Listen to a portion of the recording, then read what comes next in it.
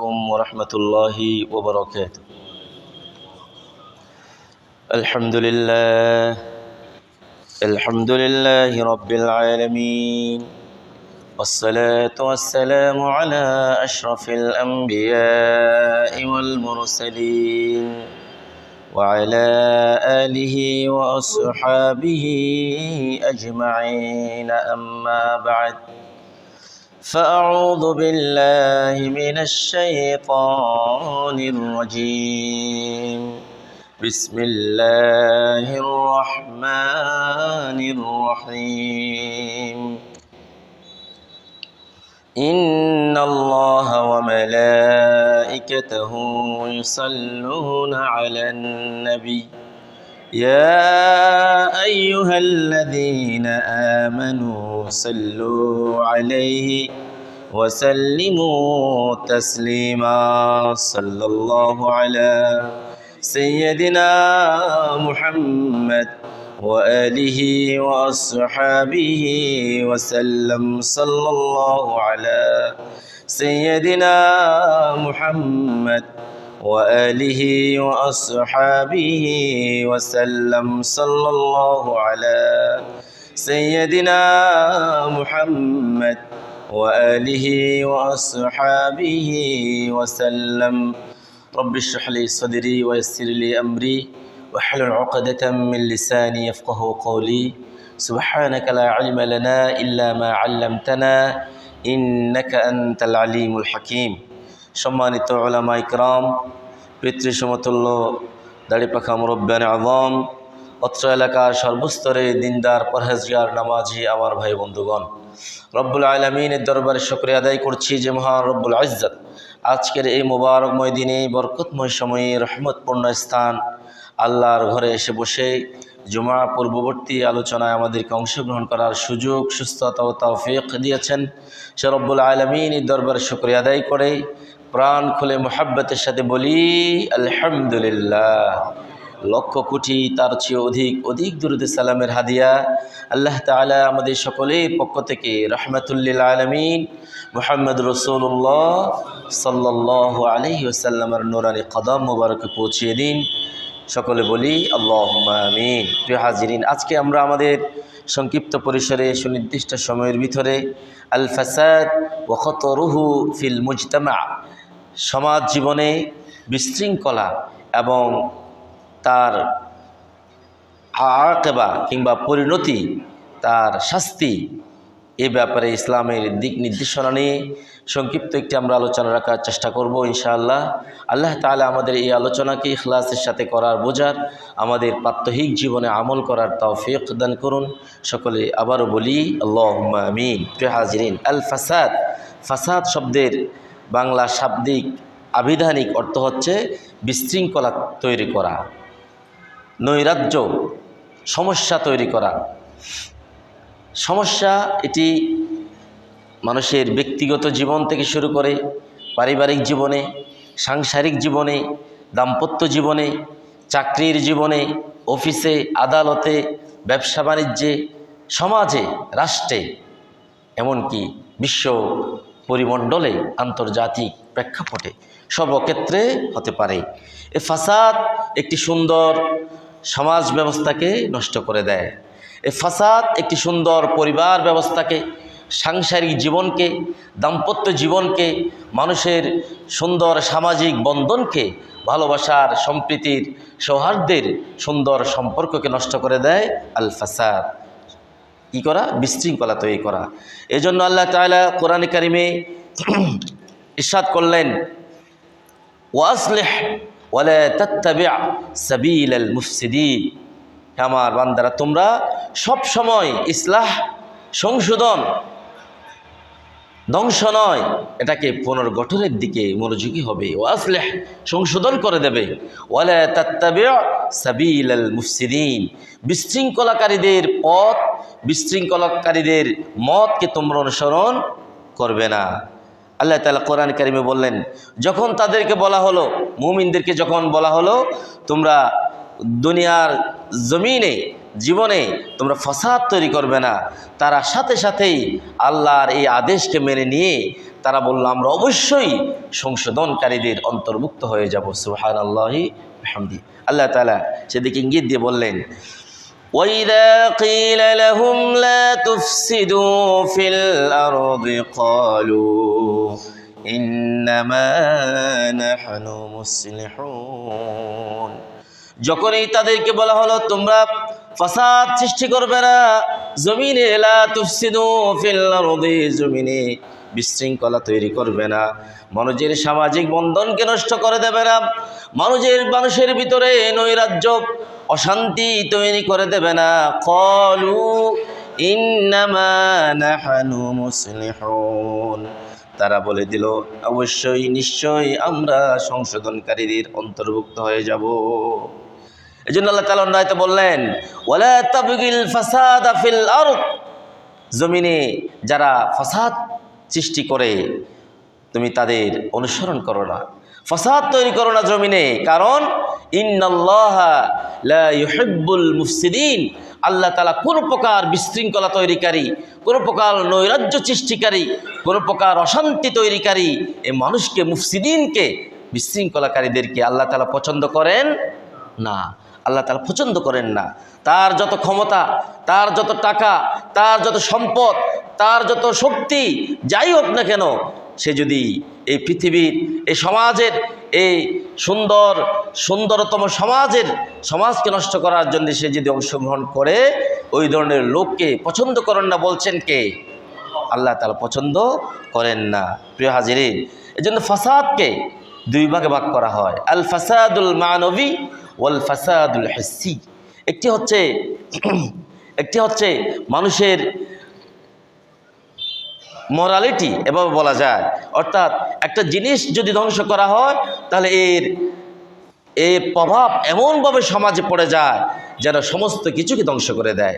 এজন্য আল্লাহ তাআলা কোরআনে কারিমে সূরাতুল মাইদায় ৩২তম আয়াতে বললেন, বনী ইসরাঈলের ব্যাপারে আল্লাহ তাআলা বললেন, তাদের হত্যা, ফাসাদ, বিশৃঙ্খলা, নৈরাজ্য এগুলির থেকে তাদেরকে বাঁচার জন্যে যে কথা বলেছিলেন, সে কথাকে আল্লাহ তাআলা কোরআনে কারিমের আয়াতে কারিমা হিসেবে আমাদের জন্য উপদেশ হিসেবে আল্লাহ তাআলা দিলেন। সেখানে আল্লাহ তাআলা ইরশাদ করেছেন, মিন আজলি যালিক কাতাবনা আলা বনি ইসরাঈল আন্নাহু মান কাতালা নাফসান বিগাইরি নাফস আও ফাসাদিন ফিল আরদ فكأنما قتل الناس جميعا। বনী ইসরাঈলের ব্যাপারে বলা হলো, তাদেরকে নির্দেশ দেয়া হলো, তোমাদের ভিতরে যারা ফাসাদ তৈরিকারী কিংবা কারো পর হদ তৈরি করতে গিয়ে ন্যায়ভাবে ছাড়া কেউ যদি একজন মানুষকে এই পৃথিবীতে হত্যা করলো, ফাকান্নামা কাতালান নাসা জামিআ, সে একজন মানুষকে হত্যা করেছে সেটা নয়, সে যেন পৃথিবীর সমস্ত মানুষকে হত্যা করে দিল। বলেছেন কে? কোন একজন মানুষকে অন্যায়ভাবে, বিচার বহির্ভূতভাবে বিশৃঙ্খলা তৈরির জন্যে কিংবা কারো প্রতিপত্তি, কারো স্বার্থ হাসিলের জন্যে একজন সমাজের একজন মানুষকে হত্যা করা, রব্বুল আলামিন বলছেন নয়, একজন মানুষকে হত্যা করা নয়, সে যেন পৃথিবীর সমস্ত মানুষকে হত্যা করলো। বলেছেন কে?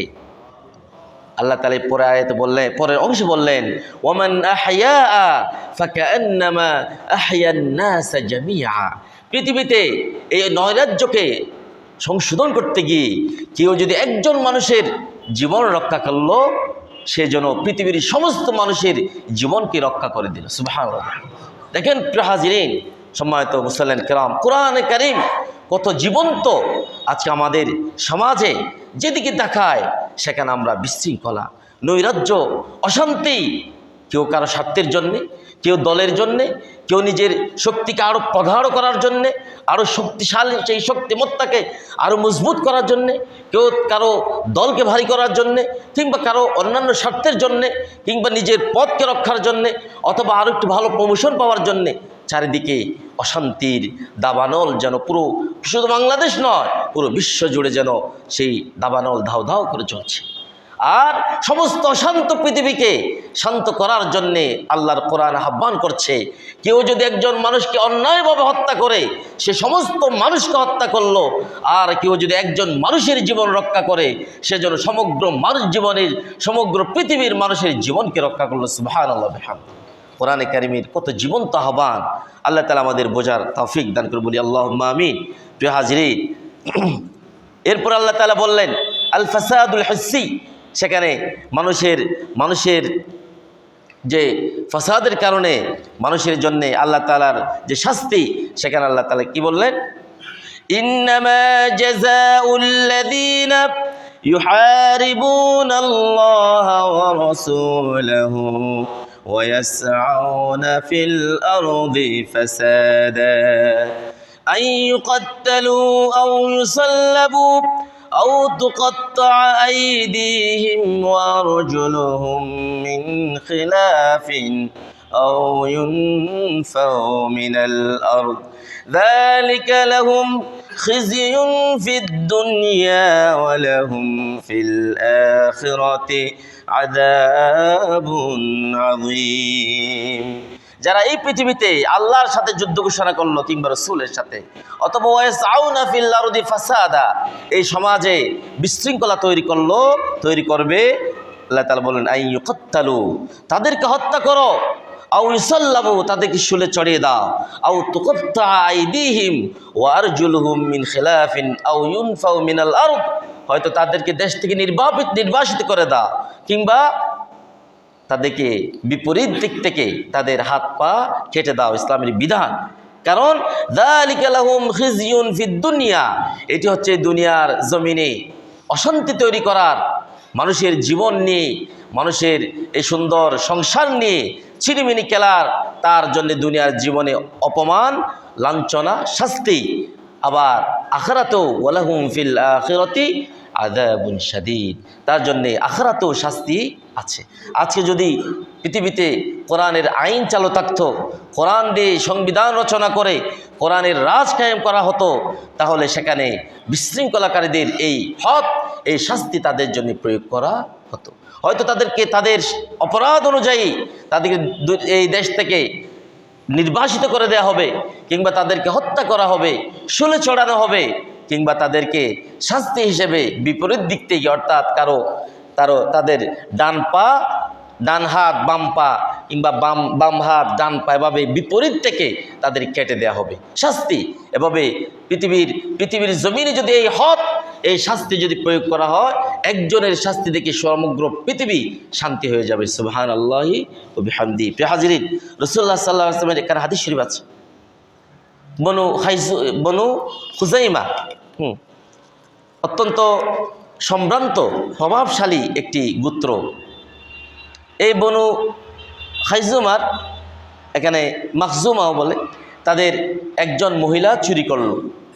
এখন তার চুরি ধরা পড়ার পরে যখন তার চুরি করার শাস্তি কি, হাত কেটে দেওয়া হবে। এখন সম্ভ্রান্ত ফ্যামিলি, খুব বংশশালী মহিলা এবং ভালো বংশের সুনামপূর্ণ হবে। তখন সাহাবা আজমাইন একত্রিত হয়ে বললেন,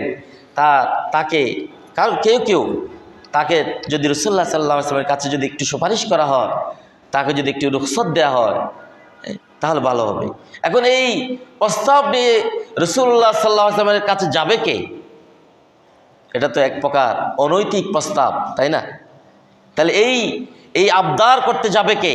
তখন সকলে বলল উসামা বিন যায়েদ, তিনি রাসূলুল্লাহ সাল্লাল্লাহু আলাইহি ওয়াসাল্লামের খুব প্রিয় পাত্র, তিনি গেলে পরে হয়তো তার সুপারিশের কথা রাসূলুল্লাহ সাল্লাল্লাহু আলাইহি ওয়াসাল্লাম শুনবেন।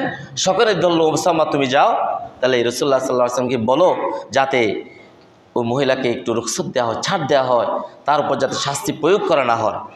উসামা বিন যায়েদ রাদিয়াল্লাহু তাআলা আন, রাসূলুল্লাহ সাল্লাল্লাহু আলাইহি ওয়াসাল্লামের প্রিয় পাত্র, রাসূলুল্লাহ সাল্লাল্লাহু আলাইহি ওয়াসাল্লামের কাছে আসলেন, এসে বললেন ইয়া রাসূলুল্লাহ, তাদের এই আবদার তিনি রাখলেন। তিনি বললেন, হে উসামা, তুমি কি আমার কাছে এসেছো? আমি আল্লাহর হদের উপরে আল্লাহর সিদ্ধান্তের উপরে আমি আবার সিদ্ধান্ত দেব, তুমি এই কথা বলার জন্য আমার কাছে এসেছো? উসামা, কিভাবে সাহস করলে কথা আমার কাছে প্রস্তাব দেওয়ার জন্যে? ওসামা তুমি কি জানো? এরপর রাসূলুল্লাহ সাল্লাল্লাহু আলাইহি ওয়াসাল্লাম বললেন, ওসামাকে বললেন, আতাশফাউ ফি হাদ্দিম মিন হুদুদিল্লাহি তাআলা, আমি কি আল্লাহর যে হদ, যে বিচার ব্যবস্থার কথা আছে সেই সীমার উপরে আমি আবার কথা বলার জন্য আমি সুপারিশ করব? এরপর রাসূলুল্লাহ সাল্লাল্লাহু আলাইহি ওয়াসাল্লাম সমবেত সাহাবা আজমাইনকে উদ্দেশ্য করে বললেন, ইন্নামা আহলাকাল্লাযীনা মিন ক্বাবলিকুম কানু ইযা সারাকা ফীহিম আশ-শরীফ তারাকুহু। হে আমার সাহাবা আজমাইন শোনো, পূর্ববর্তী প্রজন্ম, পূর্ববর্তী জাতি ধ্বংস হওয়ার পিছনে যে অনেকগুলি কারণ ছিল, সেখানে গুরুত্বপূর্ণ একটি কারণ ছিল, যখনই তাদের সম্ভ্রান্ত নামি দামি বংশের কেউ চুরি করত, তারাকুহু, তারা তার সাথে স্বজন প্রীতি করে তাকে ছেড়ে দিত। ওয়াইদা সারাকা ফীহিমুদ দাঈফ আকামু আলাইহিল হাদ, যখন কোনো দুর্বল শ্রেণীর কিংবা দুর্বল জাতিগোষ্ঠীর, দুর্বল গোত্রের কোনো দুর্বল মানুষ যখন চুরি করত, তার সাথে এসে সবাই আকামু আলাইহিল হাদ, তার সাথে এসে সমস্ত শাস্তি তার সাথে প্রয়োগ করে দিত। তাহলে আচরণ কয় ধরনের পাওয়া গেল? 2 ধরনের। সম্ভ্রান্ত কেউ চুরি করলে তারাকুহু, তাকে তারা ছেড়ে দিত, আর নিম্ন একটু দুর্বল কেউ চুরি করলে আকামু আলাইহিল হাদ, তার উপর তার শাস্তি প্রয়োগ করত। এরপর রাসূলুল্লাহ সাল্লাল্লাহু আলাইহি ওয়াসাল্লাম বললেন, ওয়াইমুল্লাহ, আল্লাহর শপথ, শোনো, লাউ আন্না ফাতিমা বিনতু মুহাম্মদ সাল্লাল্লাহু আলাইহি ওয়াসাল্লাম সুরিকাত লাকাত সারাকাত লাকাতাতু ইয়াদাহা। শোনো, যদি আমার কলিজার টুকরো, আমার সবচেয়ে আদরের কন্যা ফাতেমাও যদি চুরি করে, আমি তার হাত কেটে দিতাম। সুবহানাল্লাহ বলবেন না? সেখানে সমাজের শান্তি প্রতিষ্ঠার ক্ষেত্রে স্বজন প্রীতি এবং ন্যায় ইনসাফকে সঠিকভাবে কি না করা, প্রয়োগ না করা, এটি একটি বড় ধরনের ফাসাদ তৈরির পিছনে বড় অন্যতম একটি কারণ। কারণ আজকে আপনি ক্ষমতায়, আপনার শাসন ক্ষমতা আপনার কাছে, আপনি যেমন ইচ্ছে তেমন করলেন, আপনার সহযোগীদেরকে, আপনার দলের লোকদেরকে আপনি ছেড়ে দিলেন, কালকে 10 বছর পরে এসে তারাও আপনাকে ছাড়বে না। তাহলে সমাজে বিশৃঙ্খলা সৃষ্টির যেই সিলসিলা, যে সিস্টেম তৈরি হলো, সেটি আর সমাজ থেকে নষ্ট হয়ে যাবে না। যেভাবে আপনি আমার উপর জুলুম করেছিলেন, আমি করব, আবার পরবর্তী প্রজন্ম এসে আমার উপর করবে, এরপরে পরবর্তী প্রজন্ম এসে তাদের উপর করবে, এভাবেই সমাজে বিশৃঙ্খলা, অশান্তি তৈরি হতেই থাকবে, চলমান থাকতেই থাকবে। সুতরাং এই অশান্ত সমাজ, অশান্ত পৃথিবীকে যদি শান্ত করতে হয়, মানুষকে আল্লাহর কোরআনের কাছে আসতে হবে। আল্লাহর কোরআনের এই শিক্ষা যখনই মানুষ অবলম্বন করবেন, মানুষের এই সমাজ একটি শান্তির সমাজে পরিণত হয়ে যাবে। আল্লাহ আমাদের বোঝার তৌফিক দান করুন, বলি আল্লাহুম্মা আমিন। এর জন্য প্রিয় হাজিরিন, কারো যদি সমাজে কারো স্বজনপ্রীতি করতে গিয়ে মানুষের মর্যাদা তৈরি হয় না। আল্লাহ তাআলা বললেন, আমি তো মানুষকে নারী জাতির একজন নারী এবং পুরুষ থেকে মানুষকে সৃষ্টি করেছি, এবং তাদের ভিতরে বিভিন্ন কাবাইল, বিভিন্ন গোত্র, বিভিন্ন বংশ তৈরি করে দিয়েছি, যাতে তারা একে অপরের সাথে পরিচিত হতে পারে। সুতরাং বংশ দিয়ে এখানে মানুষের ভিতরে, গত জুমায় আমরা আলোচনা করেছিলাম, হাসাদের হিংসার কথা বলতে গিয়ে মানুষের ভিতরে বড় ছোট এই ধরনের কোনো কিছু নাই, সমস্ত মানুষ এক সমান। বরঞ্চ এই যে দারাজাত আল্লাহ তাআলা তৈরি করে দিলেন, মানুষের ভিতরে বিভিন্ন ধরনের শ্রেণী বিন্যাস আল্লাহ তাআলা তৈরি করে দিলেন, এটি আল্লাহ তাআলা বললেন যাতে একে অপর থেকে মানুষ কী করতে পারে, সেবা মানুষ গ্রহণ করতে পারে। এই জন্য আল্লাহ তাআলা বললেন, মানুষের মর্যাদার মাপকাঠি তার ডিগ্রি, তার শিক্ষা, তার বংশমর্যাদা, তার শক্তি, তার ক্ষমতা, তার পাওয়ার, সেটা নয়। কি? আল্লাহ তাআলার কোরআন কারীমের এই আয়াতে কারিমা দিয়ে আমরা আমাদের আলোচনা শেষ করব ইনশাআল্লাহ। আল্লাহ তাআলা বললেন, ইয়া আইয়ুহান নাসু ইন্না খলাকনাকুম মিন যাকারিন আও উনসা وجعلناكم شعوبا وقبائل لتعارفوا إن أكرمكم عند الله أتقاكم إن الله عليم خبير। আল্লাহ তাআলা বললেন, হে মানুষ, আমি তোমাদেরকে একজন নারী একজন পুরুষ থেকে, আদম এবং হাওয়া আলাইহিমাস সালাম থেকে আমি তোমাদেরকে সৃষ্টি করেছি। ওয়াজআলনাকুম শুউবান ওয়া কাবাইল। এরপরে বিভিন্ন গোত্র, বিভিন্ন বংশ, বিভিন্ন কবিলায় তোমাদেরকে আমি পরখ করে আমি তোমাদেরকে পৃথক পৃথকভাবে তৈরি করে দিয়েছি, লিতাআরাফু, যাতে তোমরা একে অপরের সাথে পরিচয় গ্রহণ করতে পারো, পরিচিত হতে পারো। সুতরাং মানুষের ভিতরে বংশমর্যাদার মাপকাঠি, মানুষের সম্মানের, মানুষের মর্যাদার মাপকাঠি বংশমর্যাদা নয়, মানুষের মাপকাঠি শক্তি, সামর্থ্য, জ্ঞান, গরিমার ডিগ্রি এগুলি নয়, টাকা পয়সা, ধন সম্পদ, সন্তান সন্ততি এগুলি নয়। আল্লাহর কোরআন বলল, ইন্না আকরামাকুম ইনদাল্লাহি আতকাকুম। সুতরাং নিশ্চয় তোমাদের ভিতরে যার কাছে তাকওয়া বেশি, তিনি আল্লাহর কাছে সবচেয়ে মর্যাদাবান। যার মানুষের মর্যাদার মাপকাঠি তাকওয়া, যার কাছে যত বেশি মর্যাদা, যত বেশি তাকওয়া, আল্লাহর ভীতি, তার মর্যাদা তত বেশি। ইন্নাল্লাহা আলিমুল খবীর, নিশ্চয় আল্লাহ তাআলা সবকিছু জানেন এবং সবকিছু খবর রাখেন। প্রিয় হাজিরিন, উদাহরণস্বরূপ রাসূলুল্লাহ সাল্লাল্লাহু আলাইহি ওয়াসাল্লামের এই যে কোরআনে কারিমের এই যে আমরা কথা বললাম, বংশমর্যাদা দিয়ে মানুষের ইজ্জত হয় না, এজন্য উলামায়ে কেরাম বললেন যে আবু লাহাব তিনি ছিলেন সে ছিল রাসূলুল্লাহ সাল্লাল্লাহু আলাইহি ওয়াসাল্লামের চাচা এবং কুরাইশের সবচেয়ে সম্ভ্রান্ত ফ্যামিলির, সবচেয়ে সম্ভ্রান্ত বংশের, কুরাইশ বংশের একেবারে নামি দামি ব্যক্তি আবু লাহাব। তার ব্যাপারে কোরআন বলল, সায়াসলা নারান যাতা লাহাব, সে তো প্রজ্বলিত আগুনে তাকে প্রবেশ করিয়ে দেওয়া হবে। তাহলে তার বংশমর্যাদা, রাসূলুল্লাহ সাল্লাল্লাহু আলাইহি ওয়াসাল্লামের সাথে তার রিলেশন, তার আত্মীয়তা তাকে কি আগুন থেকে রক্ষা করতে পেরেছে? পারে নাই। পক্ষান্তরে ওয়াহাদা বেলাল ইবনে রবাহ আবদুন হাবিশিয়ুন আসওয়াদ, একজন হাবিশি নিগ্রো, একজন গোলাম কৃতদাস বেলাল রাদিয়াল্লাহু তাআলা আনহু, তার তাকওয়া, তার খুদাভীতি, তার ইশক রাসূল, তার মুহাব্বত রাসূল, তার আল্লাহর প্রতি ভয় এরকম ছিল। সামিআর রাসূল সাল্লাল্লাহু আলাইহি ওয়াসাল্লাম খাশাতা নালিহ ফিল জান্নাহ। রাসূলুল্লাহ সাল্লাল্লাহু আলাইহি ওয়াসাল্লাম যখন মেরাজে গেলেন, সেখান থেকে সে বললেন, বেলাল, আমি জান্নাত যখন ভ্রমণ করছিলাম, আমি সেখানে তোমার জুতার আওয়াজ শুনতে পেয়েছি। সুবহানাল্লাহ বিহামদি। দুনিয়ার একজন সাধারণ মানুষ, তিনি বললেন, সামিআতু খাশাতা নাআলাক, তোমার জুতার আওয়াজ রাসূলুল্লাহ সাল্লাল্লাহু আলাইহি ওয়াসাল্লাম নিজে শুনেছেন। কোথায়? ফিল জান্নাহ, একজন হাবশী গোলাম। আর এদিকে রাসূলের চাচা, সম্ভ্রান্ত বংশের ধনবান জ্ঞানবান মানুষ, সায়াসলা নারান যাতা লাহাব। এখানেই সমাধান।